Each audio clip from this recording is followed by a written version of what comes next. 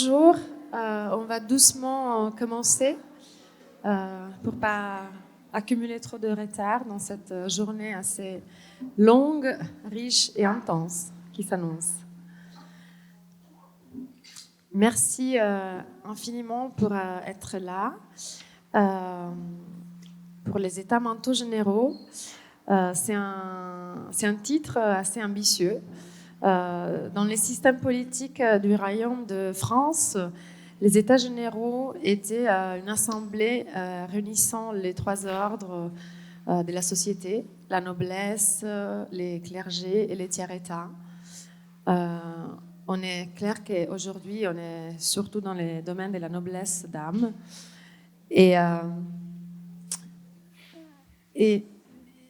ils étaient convoqués sur ordre du roi dans des circonstances exceptionnelles, crise politique, crise financière ou guerre. Et malheureusement, ces choses sont encore aujourd'hui assez importantes et courantes. Cette journée est programmée dans le cadre de l'exposition La Scia del Monte ou les utopistes magnétiques. Et c'est une exposition justement qui répond au scénario dystopique de la société contemporaine avec l'objectif de célébrer l'utopie à travers l'héritage du légendaire lieu tessinois qui s'appelle Monte Verita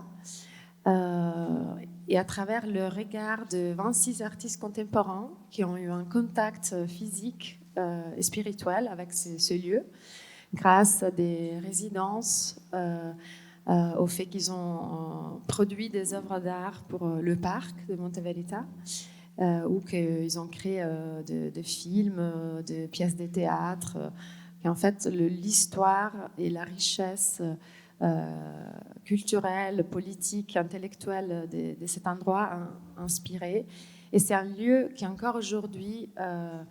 il est là, il existe, il est visitable, il continue à inspirer, illuminer beaucoup de gens, beaucoup d'artistes. Et l'idée de cette expo, c'était aussi de célébrer les femmes qui ont fait l'histoire de cet endroit magnétique. Comme vous pouvez le voir, on a créé une espèce de mamelle ou colline dédiée à toutes les femmes qui ont gravité dans cette région légendaire. Je ne vais pas trop parler de l'exposition, je vous invite à lire le texte, à vous immerger pendant les pauses entre deux conversations. Évidemment, c'est grâce au travail du curateur suisse Harald Zeman qu'on connaît cette histoire. En 1978, il a présenté l'exposition Les mamelles de la vérité.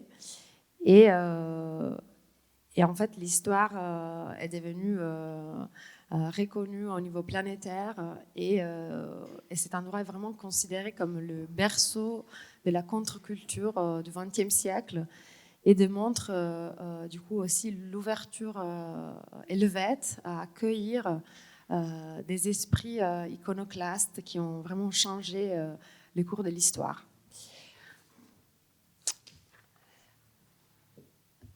C'est créé en collaboration avec la Fondazione Monte Verita et aussi célèbre toutes les approches, les démarches des réformes de la vie et de l'esprit qui avaient aussi inspiré la communauté fondatrice. C'est pour cela que vous trouverez que tout est un peu minuscule dans l'identité graphique, la communication, les textes qui circulent avec l'exposition, parce que les lettres majuscules étaient considérées comme un emblème de la société patriarcale. Et du coup, c'est pour cela aussi qu'aujourd'hui, on va se tutoyer dans cette journée. Je vous préviens. Et cette journée, c'est aussi... en fait, on était tellement contents l'année passée d'inaugurer une collaboration avec un autre mythique lieu qui s'appelle les Clubs 44 à La Chaux-de-Fonds. Et je remercie Marie-Léa Zwolen, la déléguée culturelle qui est parmi nous et va modérer aussi aujourd'hui une conversation. Qu'on a décidé de suivre le partenariat. On vous présente aujourd'hui 3 conversations qui ont l'objectif d'explorer du coup les thématiques liées et chères à Monte Verita, les génies du lieu, la santé mentale, la méditation, le chamanisme, le véganisme, la danse, le yoga, le nudisme. Et je remercie infiniment toutes les personnes impliquées dans l'organisation de cette riche et passionnante journée. Elles sont tellement nombreuses que les nommer toutes, ça prendrait 10 minutes, mais elles sont serrées connaître. Du coup, pour ce qui est du programme, on va commencer avec la première conversation sur le génie du lieu et la santé mentale. Entre 11h et 12h. Après, il y aura les brunchs payants. Et entre 12h et 13h. Après, on passera à la deuxième conversation sur la méditation, qui est conçue et modérée par Samuel Soquet et avec Vincent Lioda et Dominique Cassidy. Je vais vous présenter mieux le profil avant d'introduire la conversation. Après, entre 14h30 et 15h15, dans la salle 5, au deuxième étage, il y aura la performance des Cool Couple qui s'intitule Karma Fails After Such a Long Journey. Malheureusement, elle est complète, mais il y a une liste d'attente si au cas où il y a un désistement ou quelqu'un qui n'arrive pas à nous joindre au local. Après, il y aura la troisième conversation autour du chamanisme avec Christin Gazarien, Lynn Storny, Omar Osman, modérée par Marie-Léa Zwolen. Et après, il y aura l'atelier des biodanza avec Élise Giringali en collaboration avec la guest house du local, aussi dans la salle 5 au deuxième étage et malheureusement ou heureusement aussi déjà complet. Et on terminera la journée avec un apéritif vers 18h. Des infos pratiques, désolée mais je suis obligée à vous les dire. Les salles 4 et 5 au deuxième étage du coup seront fermées pendant la performance et l'atelier des biodanza pour assurer vraiment que tout se passe dans la meilleure intimité, calme et atmosphère adéquate possible. Pour les branches, merci de vous annoncer à l'accueil de votre arrivée. Et pour les 3 discussions, il existe la possibilité de poser des questions, évidemment, si vous n'êtes pas timide, verbalement et de façon spontanée. Mais sinon, si vous préférez écrire vos questions, il y a aussi des morceaux de papier, des crayons sur cette table à côté de la petite colonne et de notre livre. Et après, on lira les questions les conversations durent à peu près 1 heure et après on va ouvrir pour des questions. Et pour la première conversation sur le génie du lieu et la santé mentale, j'ai l'immense plaisir d'être avec notre modératrice Sophie Mauch, qui travaille dans différents domaines, qui ont des activités avec des réfugiés à l'organisation des conférences internationales pour l'industrie des médias. Elle se concentre sur la communication et la médiation culturelle. Elle travaille pour différents projets et institutions comme les Fotostiftung Schweiz, les Fotomuseum Winterthur, Sasso San Gottardo et Berner Generationenhaus et Dame Centrale à Berne. Désolée pour mon allemand horrible. Elle est aussi un membre actif de notre comité au musée. Et elle a contribué et partagé ce voyage intense et passionnant qui était la réalisation du livre Les voies magnétiques qui accompagne l'exposition et dont on va parler peut-être plus tard. Et je suis aussi avec Kainoskis, Onoshis, prononciation italienne ou française, qui est psychologue formé à l'Institut Jung à Zurich. Il a fondé la revue et les colloques Architecture and Behavior. Et il est notamment auteur du livre Monte Verita, Ascona et les génies du lieu, ainsi que de Carl Gustav Jung, Vie et psychologie, qui sont publiés dans la collection Le Savoir suisse. Et il vit à Lausanne. Après, on est avec Sabrina Koulaed, qui après 17 ans de carrière dans la thérapie, a tout quitté pour vivre son rêve et sa passion de la scène à 43 ans. Elle est également autrice de 3 livres depuis 2021. Vous pouvez, d'ailleurs, tous les livres, vous pouvez les trouver dans notre boutique. Et où elle partage son parcours de guérison et de libération et ses expériences en tant que thérapeute. Du coup, je passe la parole à ma chère collègue Sophie Mauch pour commencer cette première conversation. Merci. Alors, merci beaucoup. Je ne sais même pas, il ne me reste pas grand-chose à dire. Tout le monde a été très bien introduit. Parlons des langues différentes. J'ai regardé, je pense que tous ensemble ici, on aurait une bonne, je pense plus que dizaine de langues. Donc c'est très intéressant. Mais aussi, comme on va parler dans cette première conversation de la santé mentale, et du Genius Loci, donc du génie du lieu. On a aussi trouvé hier dans la conversation qu'il y a des génies intérieurs et extérieurs en nous. Donc, et ce que je trouve quand même intéressant, parce que ce n'était pas prévu comme présentation de livre, mais c'est quand même tous ces génies qui, d'une sorte ou autre, se sont condensés en format de livre. Donc, il y a de Kai Nochis, un livre qui s'intitule Monte Verita, Ascona et le génie du lieu. J'ai vu que c'est de 2011, je pense, et réédité aux 2e édition en 23 exactement.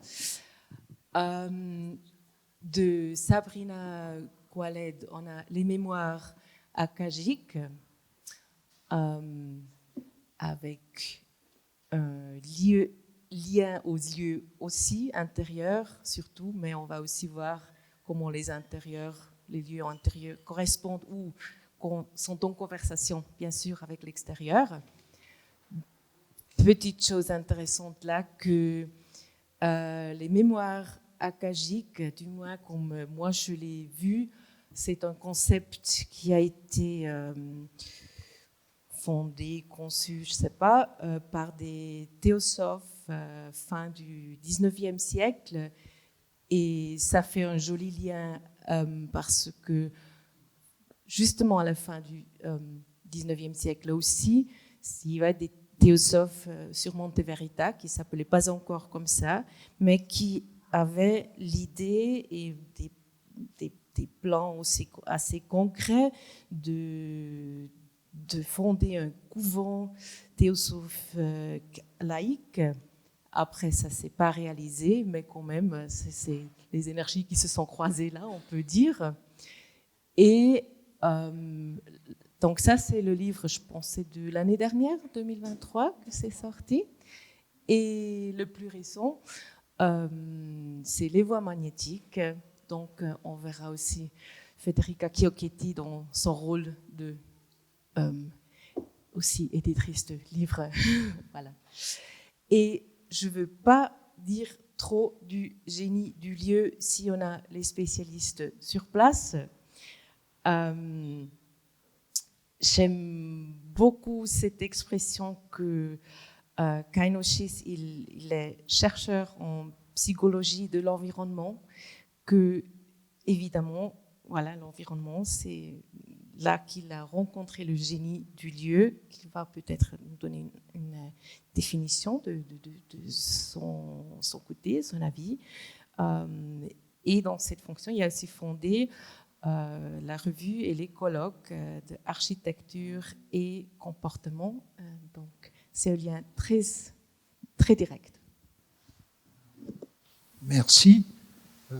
Alors, merci d'avoir mentionné ces colloques, mais qui sont un peu, hélas, de l'histoire du passé. Les colloques ne se poursuivent pas, mais ils ont été pour moi un événement très précieux parce que c'est comme ça que j'ai connu Monte Verita moi-même.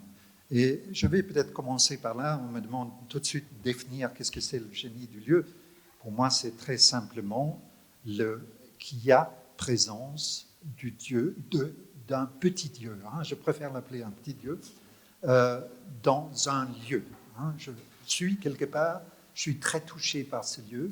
Si je me mets à chercher, à ce moment, je peux sentir ce contact avec un génie, le Dieu du lieu. Et je le dis ici parce que je pense qu'aujourd'hui, on peut de nouveau peut-être pas se revendiquer, mais au moins se affirmer polythéiste, animiste, et je suis de ce camp-là. Alors maintenant, pour introduire le sujet de Monte Verita aussi, je vais encore juste 2 minutes parler de moi-même parce que tout cela commence par ma première visite de Monte Verita qui était en 1988. J'ai dû aller voir la date, je ne me souvenais plus exactement, mais c'est disons cette année-là. Et j'arrive parce qu'on m'avait proposé d'organiser un colloque. Aujourd'hui, Monte Verita sert comme lieu de colloque scientifique. Et je travaillais à l'école polytechnique de Lausanne, donc on m'a proposé d'organiser un colloque là-bas, justement sur le thème architecture et comportement. Et j'arrive dans ce lieu et j'ai senti quelque chose de très très fort en arrivant. Je pense qu'ici, il y a dans le public pas mal de personnes qui ont été dans ce lieu. Les autres iront certainement après cette journée. Et donc, je suis là-bas et je sens... Donc, on est sur une colline qui regarde en plongeant sur le lac Majeur, devant Ascona, Locarno un peu plus loin. Et à la fois, il y a l'eau scintillante du lac, et puis il y a la verticalité des montagnes qui tout d'un coup montent. Maintenant, j'exagère peut-être un petit peu, mais je l'ai ressenti comme ça. Et au fond, je me disais, mais ici, il y a quelque chose d'extrêmement fort. Ça, c'était ma première expérience du lieu. Après, j'ai pu organiser 12 colloques pendant 12 années. Donc, c'est devenu un lieu familier. Après, j'ai décidé qu'il fallait que j'écrive quelque chose là-dessus. Et c'est comme ça qu'est né ce livre qui s'appuie sur beaucoup de choses qui, évidemment, avaient déjà été écrites, mais qui part quand même de l'arrivée de cette équipe de 5 pionniers qui étaient, donc on est en 1899, donc juste à l'aurore du XXe siècle, qui arrivent là-bas et qui décident que c'est ici qu'ils veulent essayer quelque chose de nouveau par rapport à ce qui s'est passé dans leur société, qui n'est peut-être pas si loin de la nôtre, dans le sens où, à l'époque, c'était vraiment l'industrialisation qui devenait galopante et le stress. On n'utilisait peut-être pas ce terme-là, mais disons le rythme frénétique de cette société. Eux voulaient fuir ça. Il se trouve qu'ils étaient, disons, plusieurs de cette équipe avaient les moyens de le faire. Le premier souci n'était pas de survivre, mais de s'occuper de manière, est-ce qu'on va dire, intelligente, ou du moins, disons, qui fasse sens. Et donc, ils ont été fascinés, ils étaient à la recherche d'un lieu où pouvoir vivre autre chose, se sentir de nouveau bien, etc. Ils avaient essayé plusieurs de ces sanatoriums qui existaient déjà à l'époque, et arrivant à Monte Verita, ils ont décidé, ici c'est notre lieu, et M. Henri Eudenkoven, qui avait un père surtout qui avait une considérable fortune, a appelé son papa et il a pu acheter cette colline. Et c'est là qu'ils ont décidé, maintenant on va construire quelque chose avec nos moyens, nos mains, évidemment de l'aide aussi. Et ils ont construit des petites cabanes en bois qui sont devenues leur première habitation. Et c'est important et précieux pour nous aujourd'hui de savoir que ces cabanes sont encore là. Donc vous allez à Monte Verita, vous les voyez encore, ils ont été rénovés à la Suisse, donc tout est impeccable, mais il y a quelque chose qu'on peut encore ressentir aujourd'hui. Et ça, je trouve que c'est quelque chose de très fort et unique. L'histoire a voulu que le lieu ait pu être préservé. Je ne vais pas entrer dans tout, vous trouvez ces informations ailleurs. Mais, disons, les circonstances ont fait que la colline, 3,5 hectares plus ou moins, sont restés tels qu'ils étaient à l'époque. Bon, bien sûr, les arbres sont autres, on a défriché, etc. Donc, il y a beaucoup qui a changé, mais beaucoup est encore là. Donc, j'ai réalisé ça le lendemain de ma première visite, parce que j'ai fait un tour, j'ai vu ces cabanes en bois. Il y a un magnifique musée Villa Nata qui raconte toute l'histoire depuis 1900 jusqu'à on va dire à la Première Guerre, non, mais ça va au-delà, disons, pendant au moins 50 ans, mais les années importantes, c'est de 1902, moi je dirais jusqu'à 7, 8, plus ou moins, hein, c'est une période relativement courte où ça fonctionne comme Heilanstalt, donc c'est comme lieu de cure, et ça commence à drainer, beaucoup de gens ont été là-bas, hein, c'est très gratifiant pour un auteur de livre parce qu'il peut mentionner plein de gens que tout le monde connaît, et donc, waouh, on se dit ça. Mais moi, ça m'a impressionné comme personne qui était là. Je me disais, mais au fond, je ne suis pas le seul qui a été touché par ce lieu. Même si aujourd'hui, et ça c'est le caveat, aujourd'hui c'est plus du tout la même chose, n'est-ce pas? On est au Tessin, à Ascona, où c'est luxueux, chaque mètre carré vaut des fortunes, donc il y a des immeubles comme ça, partout, mais cette colline a encore quelque chose. Et alors, je risque de me perdre, je continue en insistant sur cet axe-là. Il y a un axe vertical, hein, qui part du profond du lac, on va dire, et qu'on sent monter haut dans le ciel. Et Axis Mundi dit Mircea Eliade, l'historien des religions. C'est fascinant, certainement beaucoup connaissent ici Mircea Eliade, qui est un fréquentateur de ces lieux. Donc, Mircea Eliade a participé à beaucoup de colloques à Eranos. Il a laissé des témoignages très, très forts dans son journal et ailleurs de ses séjours là, à Monteverita, ou disons dans cette région, mais avec, je me demandais même si ce concept qui est magnifique de Axis Mundi, c'est le centre du monde en même temps que c'est l'axe du monde. Et chacun de nous a probablement, ou pas probablement, moi je dirais sans autre, un lieu au moins qui est cet axe du monde, n'est-ce pas? Quelle que soit notre situation, aujourd'hui c'est pour la plus grande partie des gens, hélas, je dirais, au centre d'une ville, n'est-ce pas? Mais au fond, je crois qu'il y a quelque chose de particulier lorsque cet axe se situe dans la nature, n'est-ce pas? Et ça, c'est donc une dimension, et l'autre, c'est la dimension peut-être l'axe horizontal, qui ici irait d'est en ouest, n'est-ce pas? Parce que Monteverita devient un lieu de rencontre entre l'Occident et l'Orient, je veux dire tout ce qui vient de la sagesse orientale, appelons ça comme ça, mais qui va de la théosophie au yoga, etc.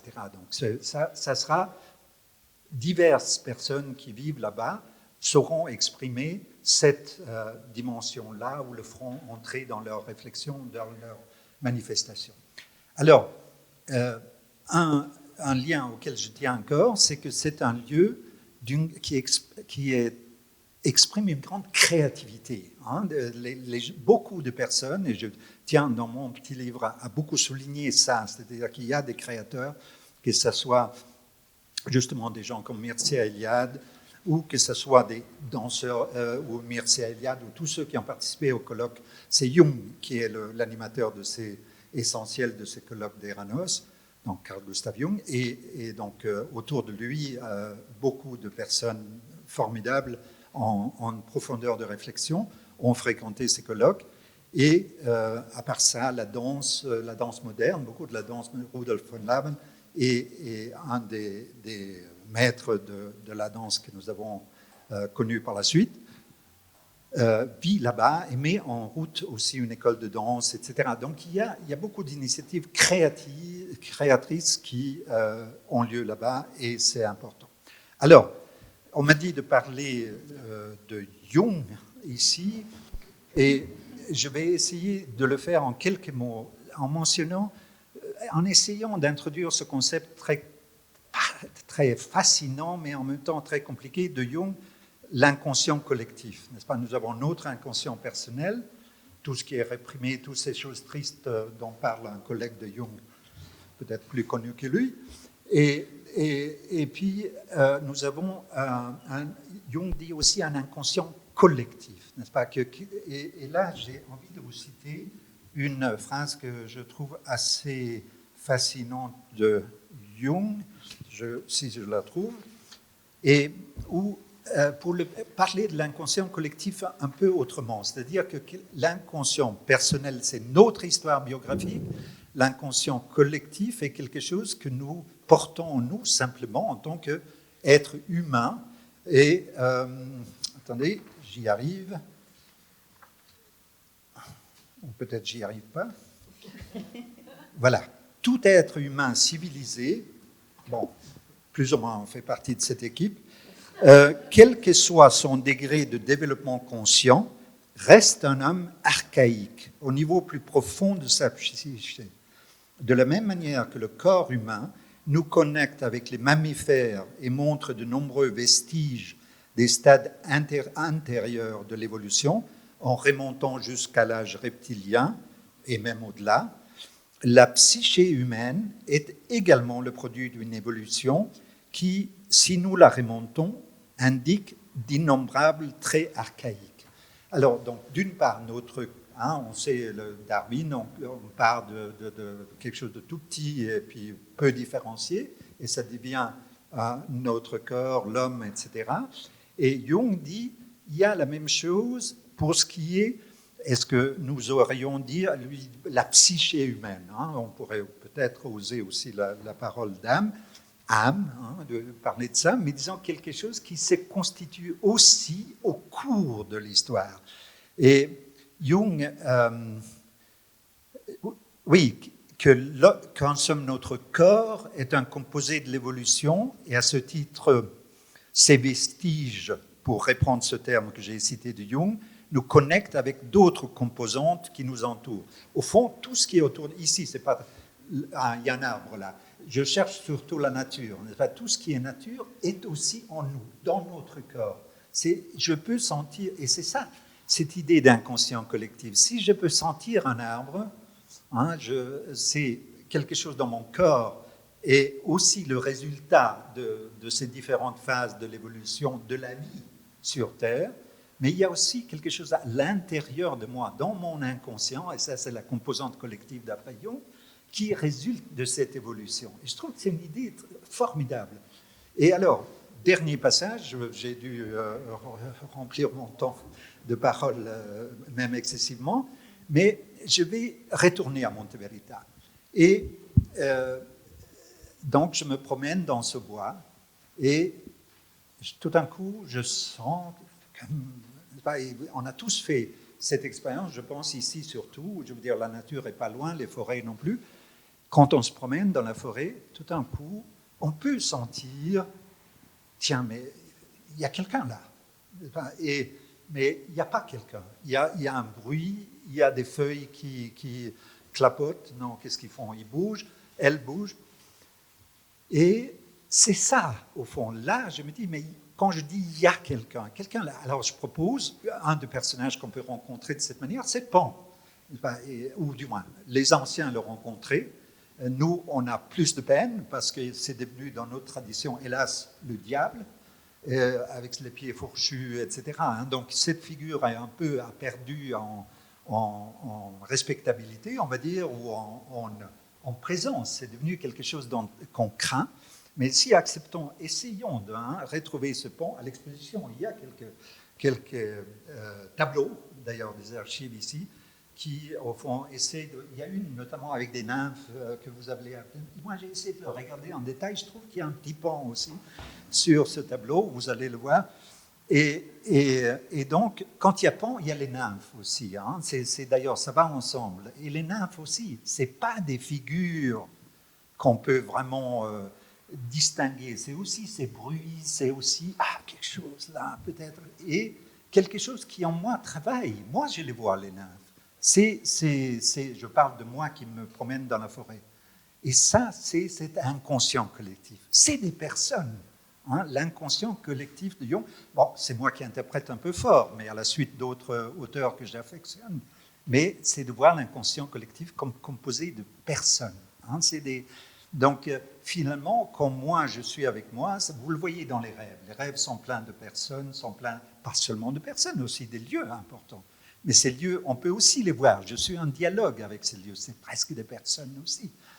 Donc, cette idée et cette manière de voir a été complètement décrédibilisée, finalement, à partir... Bon, le romantisme essaye de le remettre en valeur, mais disons, à partir de Descartes et compagnie, les Lumières, loin tout ça. C'est primitif, mais nous sommes un corps très primitif aussi. Et donc je crois qu'il y a là quelque chose qui est essentiel aussi pour notre rapport avec le monde, aujourd'hui en particulier, parce que c'est un rapport beaucoup plus respectueux du monde extérieur, celui-là, où je rencontre Pan ou d'autres. Il y a plein d'autres dieux, génies à rencontrer dans la forêt. Je m'arrête. Donc j'ai essayé de faire un passage vers... bon, à vous de le relever vers les personnes. Je dirais qu'on... Alors c'est très beau, voilà, cette relation dans laquelle tu entres un peu avec ce qui nous entoure, de même qu'on fait partie, selon cette description, où on a tout partie, c'est inconscient collectif, et je pense aussi, pour aussi faire le lien avec la santé mentale, là, ça dépend beaucoup du collectif aussi, où nous vivons, parce que on peut très bien faire des choses seuls, mais finalement, je pense... pour se sentir bien, ça peut être bien d'être seul pour un certain moment, mais on aime bien se sentir entouré, j'ai l'impression, de bonnes choses. Mais je pense qu'on a quelqu'un qui là est spécialiste dans la connexion entre l'intérieur, les yeux en soi et en dehors, et même qu'on avait parlé ou mentionné ce matin, parfois qu'on ne doit pas forcément y être, qu'on d'ici on a une seule arbre, donc, mais on a déjà été à d'endroits avec plus d'arbres. Alors j'aime bien passer la parole à Sabrina. Alors bonjour tout le monde. Moi je suis psychologue de formation et je me suis spécialisée dans la psychologie systémique où on prend l'être humain dans son contexte. Et puis je me suis rendu compte aussi, de par mon vécu, que parfois on subit le contexte dans lequel on vit, donc on ne le choisit pas forcément. Du coup, après, il faut faire un parcours de guérison pour se libérer de ça. Et puis, j'ai accompagné beaucoup de personnes violentées, maltraitées. Et dans mon choix de thérapie, j'ai décidé de l'ouvrir à ce qui s'appelle la médiumnité, le chamanisme, l'hypnose, les massages. Enfin voilà, moi j'ai mis au point une thérapie complète de l'être humain pour le prendre dans toutes ses dimensions, au niveau du corps, de l'âme et de l'esprit, parce que je trouve important de peut-être comprendre ce qui se passe dans sa vie, mais aussi de la changer au niveau de l'inconscient et encore plus au niveau cellulaire, au niveau même de son histoire, de l'histoire de ses ancêtres, voilà, d'aller changer des schémas qui peuvent être là depuis des décennies. Ça, c'est un peu ma vision de la thérapie. Et puis, donc de prendre aussi en considération le lieu dans lequel on vit, le lieu dans lequel on évolue. Puis on voit que le lieu thérapeutique, il est aussi très important parce que c'est un lieu un peu sacralisé où on va s'autoriser à comprendre, à se transformer, à pleurer, à se livrer. Mais il y a aussi dans la nature, voilà, on peut trouver aussi du réconfort auprès de la nature. Tout ce qui nous entoure peut nous servir aussi de lieu de ressources. Et puis, dans ce sens que il y a des lieux qu'on subit, puis il y a des lieux qui vont nous transposer ailleurs, mais faut-il encore pouvoir capter ces lieux ? On voit en géobiologie, on voit qu'il y a des lieux sur cette terre qui ont des failles, où il y a une énorme énergie qui en jaillit. Il y a des endroits où on peut capter toute cette vibration. Et puis, ça, je trouve hyper important de s'ouvrir à ça. Mais si on n'est pas ouvert dans son cœur à recevoir, on peut être dans n'importe quel lieu mythique, on ne va pas forcément pouvoir capter ça. Donc pour moi, je dirais que déjà le génie du lieu, c'est déjà son temple intérieur, c'est déjà son intériorité. C'est faire le chemin d'aller se rencontrer, d'aller s'honorer, se chérir, s'aimer. Voilà, tout un programme pour la vie.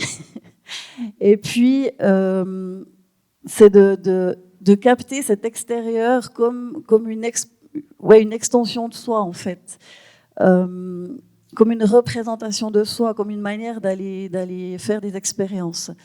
Mais ce génie intérieur, c'est se donner le droit de ressentir avec honnêteté, avec vérité, ce que je ressens, ce qui n'est pas facile, hein, de faire face à la vérité.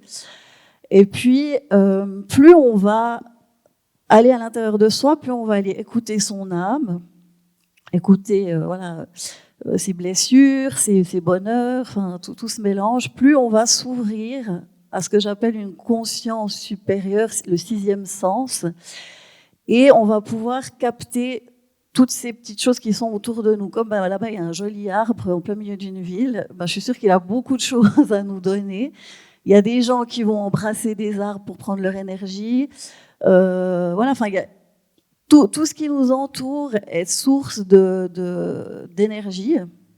Mais pour faire ce chemin d'aller recevoir, il faut aussi s'ouvrir et tout part du cœur. Ça, c'est un peu ma vision des choses. Et puis, moi, j'ai travaillé avec ce qu'on appelle les mémoires akashiques. Donc, l'akasha, c'est la substance primaire, c'est l'énergie de vie qui nous entoure. Moi, c'est ce que j'appelle l'énergie d'amour et de lumière. Donc, moi, je pars pas dans des religions. Enfin, voilà, chacun, je pense que ça, c'est la vie privée de chacun. Chacun va donner une image. Si on veut symboliser un dieu, un ange, Pan, enfin, voilà, ce qu'on veut, on est libre. Mais de s'ouvrir à cette énergie qui nous entoure. Et puis ce qu'il y a de magnifique sur Terre, c'est que peu importe où qu'on soit, qu'on se trouve en prison, qu'on se trouve comme une maman solo qui a le temps de rien faire, qui peut pas sortir, voilà, ou les migrants qui sont déplacés, enfin voilà, peu importe l'humain dans quelle situation il se trouve, il pourra toujours aller à l'intérieur de soi, se connecter avec le grand tout. Et puis, pour certains, Monte Verita, c'est un lieu magnifique. Moi, c'est Formentera, qui est un lieu magnifique, mais il suffit que je ferme les yeux, que je me connecte à mon cœur, et je peux capter les vibrations de cette île, je peux prendre les énergies de cette île et me ressourcer, en fait. Donc moi, c'est ça un peu le message que j'aimerais faire passer, c'est que peu importe où qu'on soit sur cette terre, si on se connecte à son cœur, à son âme, eh bien, on a accès au grand tout. C'est ça qui est magnifique. Ça coûte pas cher, juste du temps, de l'envie. Ça paraît un peu, oui, je sais, voilà, je suis un peu idéaliste, mais je trouve que pourquoi faire compliqué quand on peut faire simple? Et puis, on le voit aussi dans l'hypnose, il suffit de vivre une expérience de joie, par exemple, vous vivez une journée fantastique, vous pouvez faire un petit ancrage simplement positif par un geste, par exemple comme ça, vous vous centrez sur l'énergie du moment et puis vous l'ancrez par un petit geste, puis après, dans la vie de tous les jours, il suffit de refaire ce petit geste pour se remettre dans cette énergie-là. Voilà. Merci beaucoup. C'est intéressant et c'est soulageant de savoir qu'on peut essayer d'y arriver parce qu'on est bousculé entre des énergies et des points de créativité ou non-créativité tout le temps. Parce que ici, on parle des endroits et des points très forts d'énergie. Évidemment, il y a aussi d'énergie peut-être moins, je sais pas, bénévole, bénéficent, bienfaisant qu'on rencontre et où on est lancé sans vouloir, où on se retrouve. Alors c'est aussi toujours comment faire avec tout ça, comment vivre tout ça entre les endroits. On peut pas s'arrêter, c'est la vie qui continue. Je pense que c'est aussi un joli ou très bien montré dans le livre les voies magnétiques que Federica, pour toi, c'est sorti un peu de ta rencontre aussi avec ce lieu, avec l'expérience de magnétisme un peu.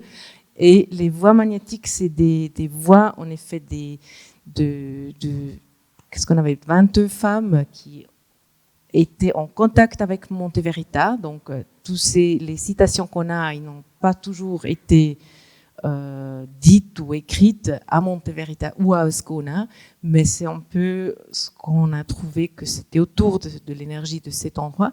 Très beau, je trouve aussi qu'on les a presque tous, je les vois derrière toi, parce que pour moi, tu es au centre en ce moment de ma perspective, toutes ces femmes. Comment tu as vécu ça et comment tu te trouves maintenant au milieu de toutes ces voix magnétiques? Merci.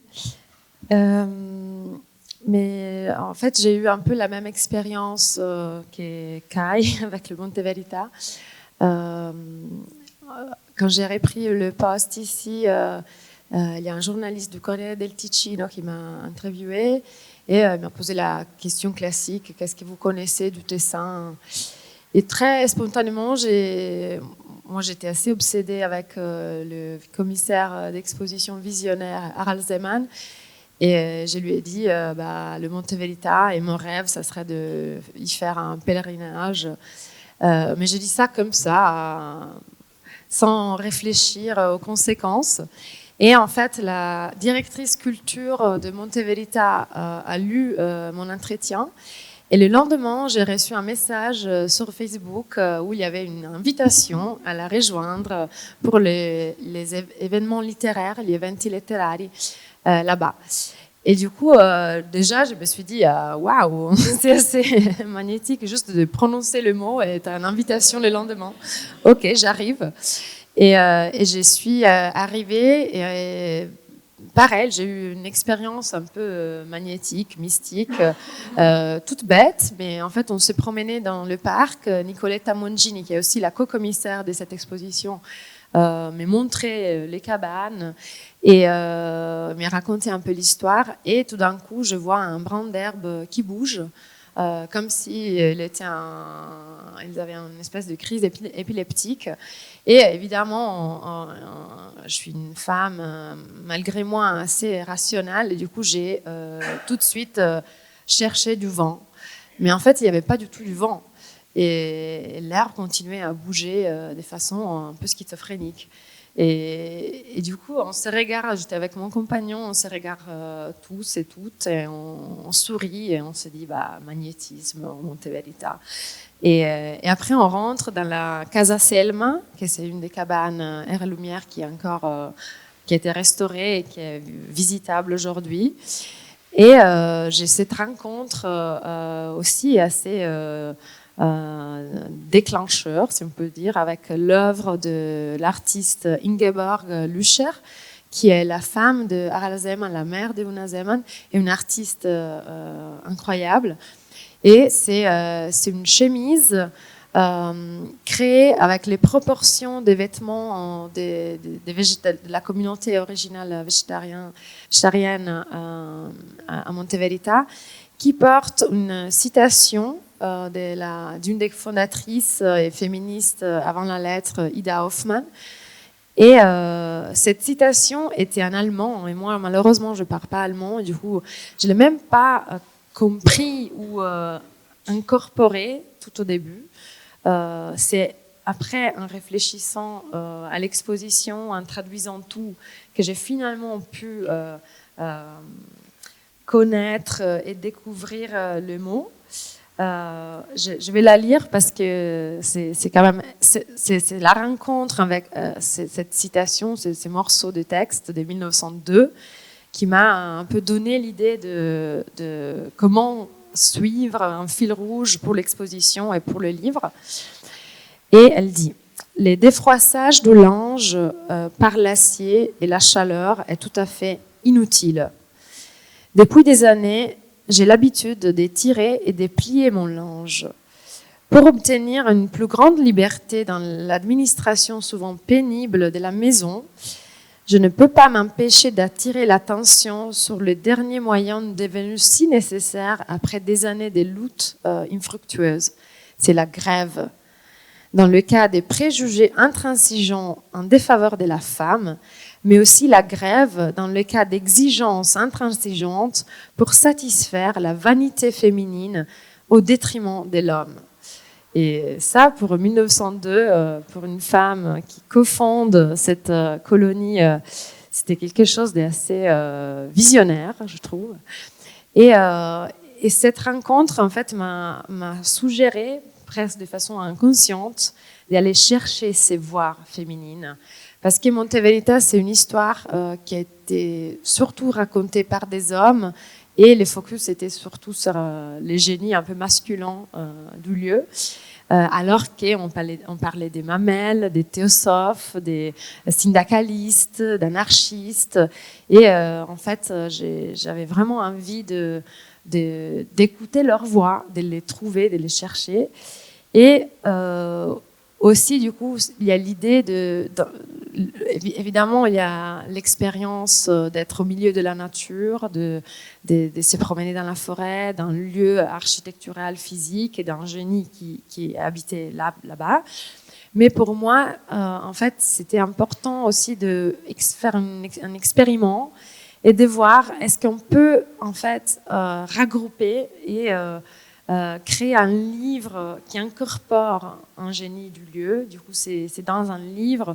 Est-ce qu'un livre peut devenir une espèce de talisman qui peut nous accompagner dans un voyage intérieur ou physique, dans les trains, ou du coup, à tout moment où on se sent perdu, où on a cette espèce de sensation mystique dont Kai ou Sabrina parlait tout à l'heure, du coup, qui nous donne envie de l'ouvrir, même à hasard, pour retrouver des phrases qui peuvent activer de façon un peu chamanique des sensations, des idées, ouvrir un portail vers la créativité, ou juste nous redonner la force pour reprendre une journée pénible et stressante. Et en collaboration évidemment avec toi, Sophie, et avec un super graphiste, Nicolas Spolli, tessinois, qu'on a envoyé en résidence à Monte Veritas aussi pour s'immerger dans les vibrations du lieu. On a décidé en fait d'utiliser un peu le style de la poésie concrète pour mettre en page ces citations que du coup prend, c'est un peu les mots en liberté, si on veut se référer aux futuristes, qui vraiment occupent l'espace, et du coup c'est aussi des mots qui deviennent images. Et voilà, et j'espère que cela puisse, comme je disais tout à l'heure, fonctionner un peu comme porte-bonheur, talisman qui nous accompagne. Merci. Merci beaucoup. Alors, si je comprends bien, parce qu'un des titres, c'est aussi la santé mentale.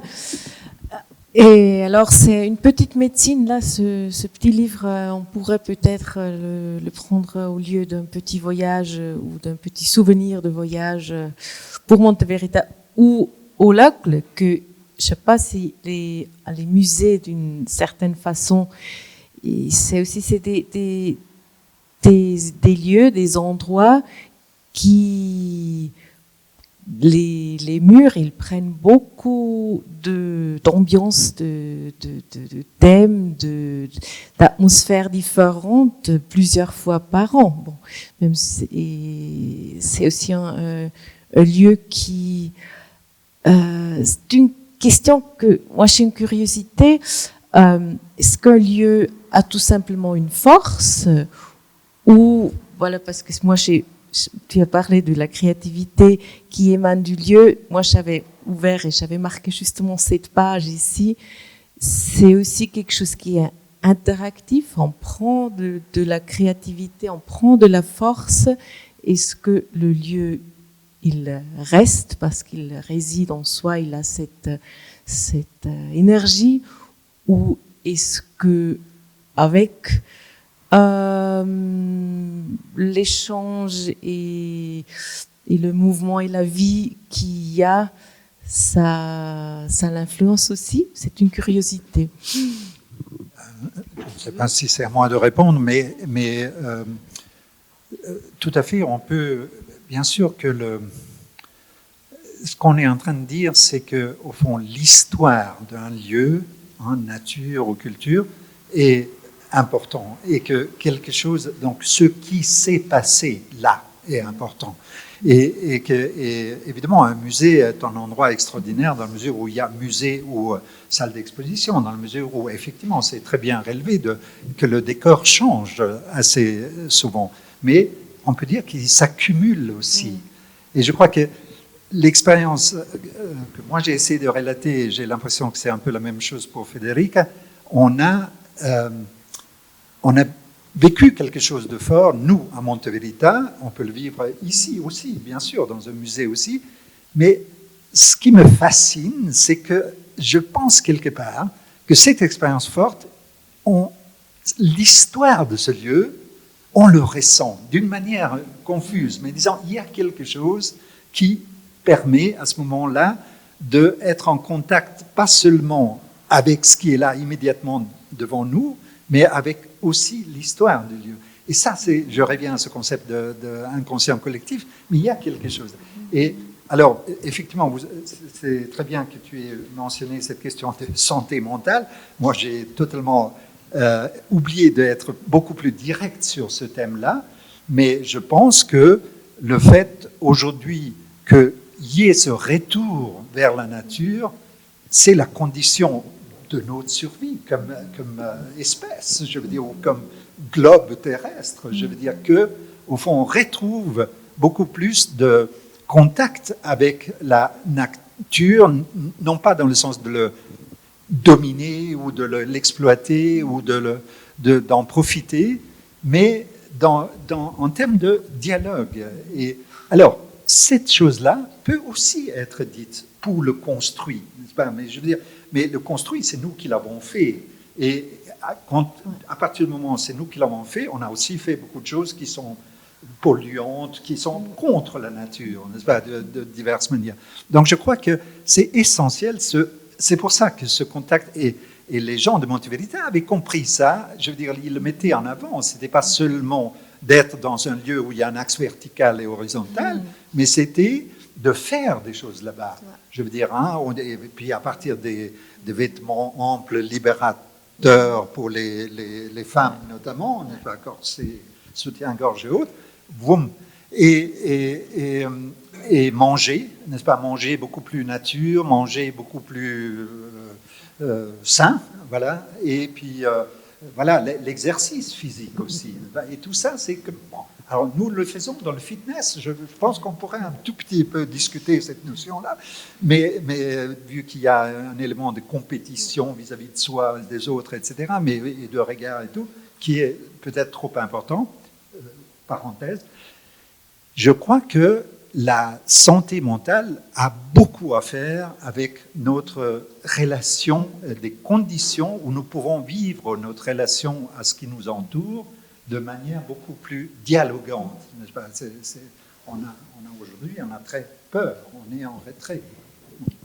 Et là, déjà, si on regarde la définition du mot musée, c'est la maison des muses. Et les muses sont là pour nous inspirer. Et moi, je ne suis pas du tout spécialiste, psychanalyste, ni rien, mais mon expérience, c'est qu'en fait, les génies du lieu, on les ressent. Et si cette connexion, si ces clics est vraiment efficace et profond, au moins pour moi, le lieu, à un moment donné, disparaît. C'est quelque chose qui c'est comme une image qui s'efface, et en fait, après, c'est juste notre inconscient ou conscience aussi, et l'énergie qui reste de cette rencontre. Moi, je perds la vision physique, architecturale du lieu, et je reste avec la pure énergie, en fait. Mais ça, c'est vraiment personnel. Ça, je trouve très beau aussi parce que tu as donné le nom, la Scia del Monte, donc les traces de la montagne à l'exposition. Et voilà, peut-être, on a parlé hier, moi j'aime bien cette notion d'être contaminé, où je suis, avec qui je parle, je me contamine, et ça laisse des traces. Et moi, en bougeant après cette rencontre, je continue à contaminer ça ailleurs aussi. Donc c'est vraiment la trace que voilà, on peut. Avant c'était Bakounine qui allait du lac à Ascona, maintenant c'est des traces qui sont revenues au lac. J'ai aimé, et je pense que peut-être ça joue ici avec Sabrina, que comme voilà, tu as différentes médecines. Une, c'est l'humour avec lequel tu as maintenant intention de parler, de travailler si on veut, plus intensément. C'est aussi une médecine. Mais aussi pour ce livre dont on a parlé, des mémoires akashiques, j'ai lu dans une description que c'est pour être pleinement relié à l'univers et à notre âme. Et donc, si en effet, c'est d'être, c'est un peu, ça se relie un peu, je sais pas. Oui, alors c'est un dialogue. Enfin, en fait, on n'existe pas seul, hein, donc on est en lien avec les autres. Et puis, l'importance du lieu, c'est aussi un lieu de retrouvailles, un lieu de rencontre avec les autres personnes. Comme à Monte Verita, ils se sont mis d'accord quelque part pour créer une synergie, pour amener de nouvelles idées. Et c'est tous ensemble qu'est née cette nouvelle manière de voir le monde, cette nouvelle énergie. Puis après, cette énergie, elle s'imprègne dans le lieu. Hein, c'est la mémoire des murs. Donc on le voit aussi en médiumnité quand on parle avec des êtres décédés. Oui, bon voilà, ça peut paraître un peu fou, mais voilà, ça existe, enfin, pour ceux qui y croient. Et puis il y a des lieux qui sont habités par des mémoires, par des choses atroces qui sont passées, ou d'autres lieux comme ici avec une synergie de créativité, d'énergie, une œuvre d'art. Voilà, on va se connecter à l'artiste, mais avec tout aussi le background qu'il y a derrière, enfin toute l'histoire, toutes ces influences.